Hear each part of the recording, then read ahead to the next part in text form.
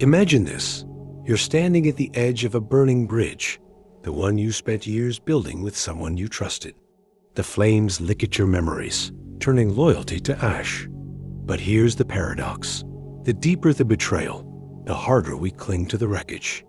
Why?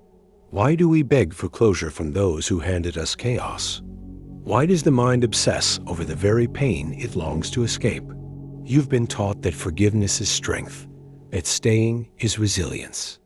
But what if the real power lies in walking away, not with rage, but with a quiet, unshakable dignity? What if betrayal isn't a wound to heal, but a door to slam shut? The answer will defy everything you've been told. The truth is, betrayal doesn't just hurt, it rewires you. Carl Jung warned of the shadow, the buried parts of ourselves we refuse to face. When betrayed, that shadow erupts. Was I fooled, or did I fool myself?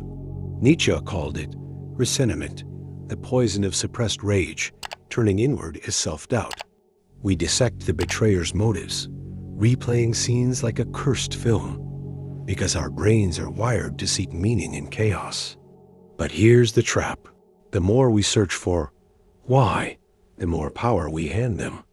Society whispers that love means suffering in silence, that leaving is defeat. But what if the real disease isn't the betrayal? It's the lie that you owe them your anguish. The consequences of believing that will shock you. The moment you stay, bargaining with a ghost of what was, your mind begins a dangerous trade, dignity for delusion. Cognitive science reveals the sunk cost fallacy, the irrational urge to invest further in what's already broken, simply because you've suffered so much. Betrayal triggers the same neural pathways as physical pain, tricking you into believing reconciliation is survival. Viktor Frankl wrote of suffering's emptiness when devoid of meaning. Yet we manufacture false purpose in toxic bonds, mistaking attachment for worth. But the greatest cost? The self-betrayal.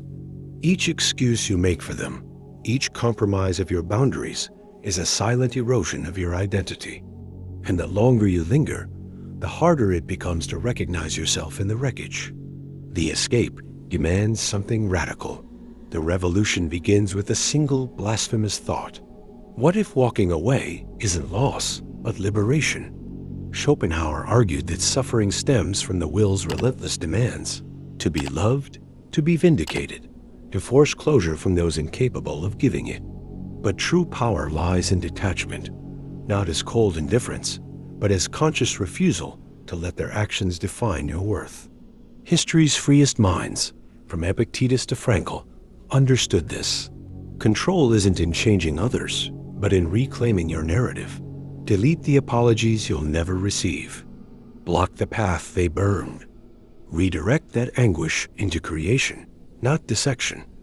This isn't surrender, it's strategic retreat, leaving them stranded in the past while you march unshackled toward a future they can no longer touch. The final truth? It's simpler and more devastating than you imagine. Here is the silent epiphany that changes everything. Betrayal is not about you. It never was.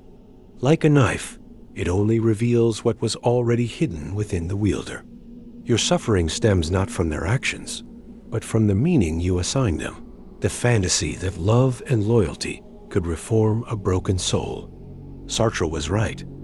Hell is other people, but only if you let them become your jailers. The ultimate act of defiance? To refuse them a role in your story. Not with rage, but with the quiet certainty of a door closing forever. Walk away so completely that your absence becomes the answer to every question they'll never ask. The bridge burns behind you, not in flames, but in the cold, still light of final understanding. Now, who will you become in the ashes?